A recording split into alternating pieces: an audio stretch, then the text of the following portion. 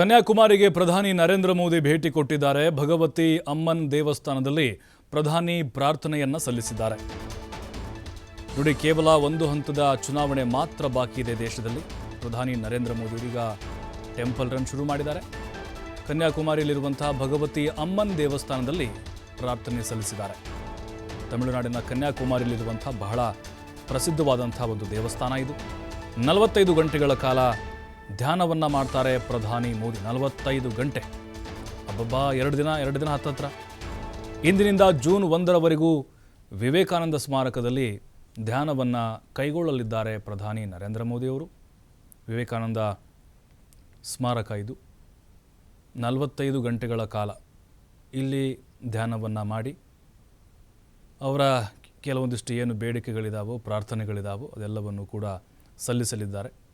ಈಗಾಗಲೇ ಕನ್ಯಾಕುಮಾರಿಗೆ ಪ್ರಧಾನಿ ನರೇಂದ್ರ ಮೋದಿಯವರು ಆಗಮಿಸಿದ್ದಾರೆ. 2 ದಿನಗಳ ಕಾಲ, ಈಗ ನೋಡಿ 45 ಗಂಟೆ ಅಂತ ಹೇಳಿದ್ರೆ 2 ದಿನನೇ ಬಂತು. ಹಾಗಾಗಿ ಧ್ಯಾನವನ್ನು ಮಾಡಿ ಈಗ ಅಲ್ಲಿ ವಿಶೇಷವಾಗಿ ಧ್ಯಾನವನ್ನು ಮಾಡಲಿದ್ದಾರೆ.